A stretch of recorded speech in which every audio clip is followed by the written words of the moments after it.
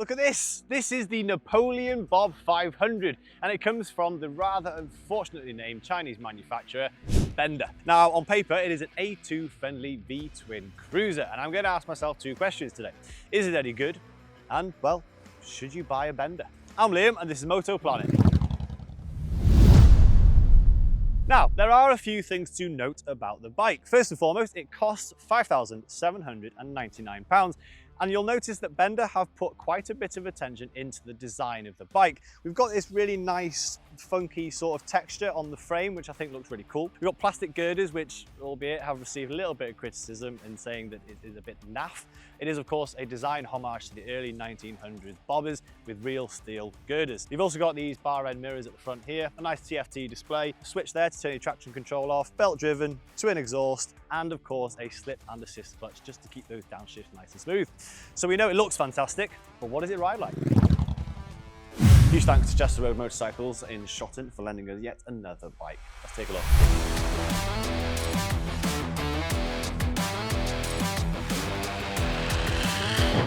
Oh, I have to say, it does sound good. It sounds fantastic. It is the Benda Napoleonbob. A proper cruiser too, with a 65-degree V-twin. And she's a looker. The seat height on this thing is 695mm. So, as with most cruisers, it's a very approachable bike for anybody. I've already had a few looks as well. People do like the look of this bike. I'm not a big fan of cruisers myself. It's not my go-to. But I have to say, I do like this. I'm also mindful that every time I put my feet up on the pegs, I'm worried I'm going to kick the shifter. So the steering's actually quite light, despite that big tyre up front.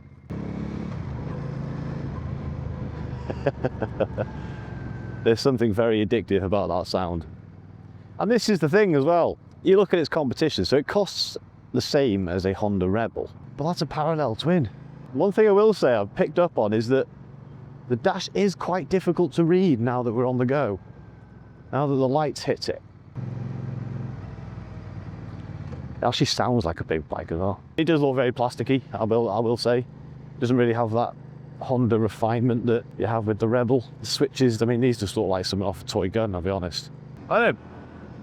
Let's jump on the dual carriageway for a little while. So, I'm doing 50 miles an hour and there are very few vibrations. I'm not a fan of this position. So the foot pegs, they are actually quite far back. So I sort of feel like the only way to describe it is I'm sort of in a cannonball position. I have to say I've been riding only a matter of 5 minutes, 10 minutes, and I am not very comfortable. My feet feel like they want to slip off the pegs a little bit. My lower back is feeling quite a bit of pressure. So I'm 6'4" with a shoe on. I got about a 32-inch inseam, okay? So just to paint the picture. I mean, look at that.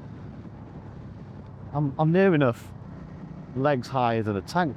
And I think maybe if I was a bit shorter it'd be all right, but it's way too cramped for me. Now the suspension's actually doing a reasonable job as well. It's not too uncomfortable really. Obviously the size of those bloody tyres, that makes a nice bit of difference. Right, 3,500 revs, second gear, straight up to 40. Okay, that's all right. That's not too bad. It has got enough punch. It has. I mean, it's a V-twin, isn't it? It's going to have a little bit. Obviously, you haven't got a lot of travel on this, but it is, it's fairly advanced suspension. You got KYB forks and monoshock at the back. Because I am sat a little bit further forward, I don't feel like all my weight is on my bum. Oh, hello. Traction control there, turned on. Why did it turn on? Just going over the bumps. It did it again there, ready? Oh, no, traction control. You need to go off. Luckily, we have this nice switch here. When you're at the lower end of the revs, it sounds very good. But then when you get to about 5,000 or 6,000 RPM, it just gets a little bit shouty. It's not the greatest noise, it's quite droney. I have to admit, those brakes are not very good at all. I really wanted this bike to just gel right off the back, but it is taking a little while, because sometimes you get on a bike and sometimes you just know, you feel at home, you're in the right position, you feel excited. I don't get that feeling with this bike. It does look good though. So I just think when you look at these parallel twin cruisers, the chassis is just not getting filled out as much as I think that it should. Bikes, they need to look big, they need to look substantial, they need to look neat. And I think that's where Benda have actually hit the nail on the head with this one.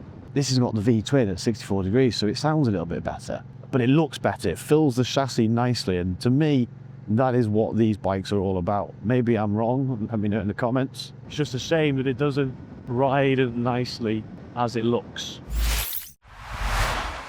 Now, first impressions don't exactly scream town first bike. The fat tyres will normally make a motorbike feel quite sluggish, but not this. It actually handled quite nicely, the steering was quite agile, the bike was well balanced.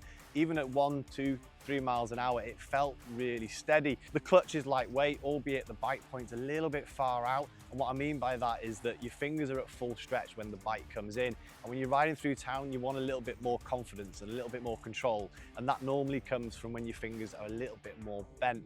Another thing I found very irritating was the shifter. It's on a sort of a dog's hind leg. And I found that my foot or my toe would just catch it every now and then, or I'd find it hard to get it under to sort of shift up a gear. That was also a little bit of my fault because my feet were too close to the bike. So once I'd opened them up a little bit, it was a little bit easier to find. But then the problem with that is I quite like having my legs in contact with the bike, and they weren't.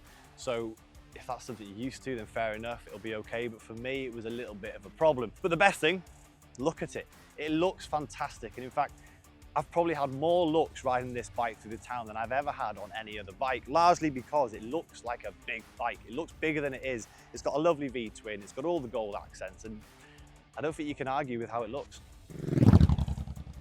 Now, I did do a short stint on the dual carriageway, albeit at 50 miles an hour, and I was sort of led into believing that I was riding a bike bigger than it was, until of course I roll on the throttle and I'm reminded it is an A2 friendly bike.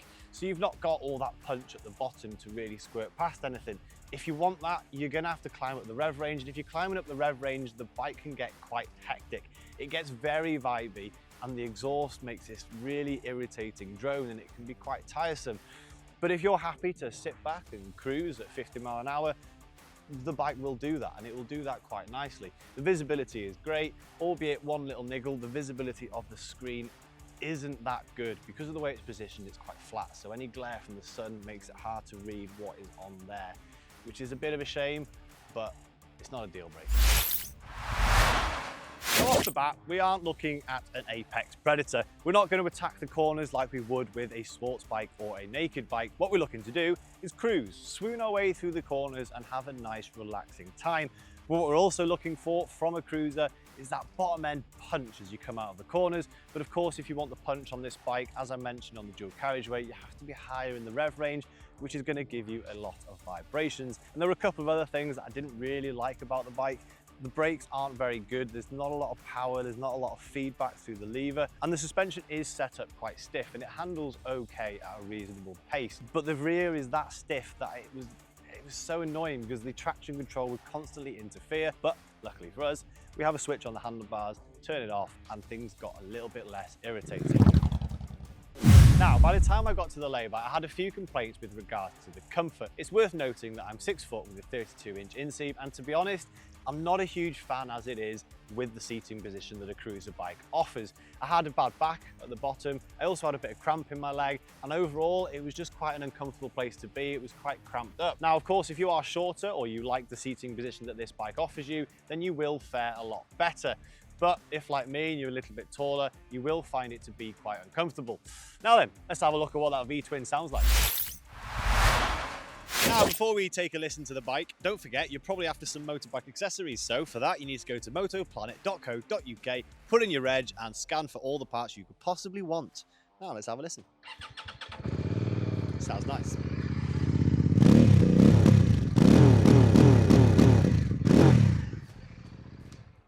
Yes, that is a soft limiter, which is an awful shame, but it sounds good.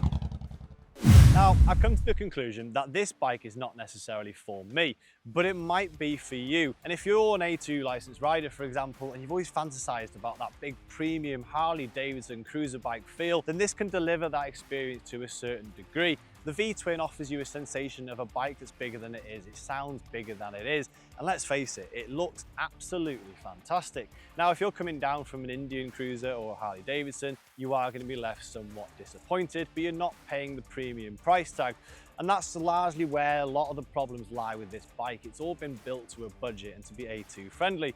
My best advice, if you like the look of it, get your leg over it, see what you think of the comfort. If it's for you, then go for it, buy it. But then you're gonna have to tell your mates that you've bought a Benda. Let me know down in the comments if you have bought a Benda. And while you're there, hit subscribe. Ta-da.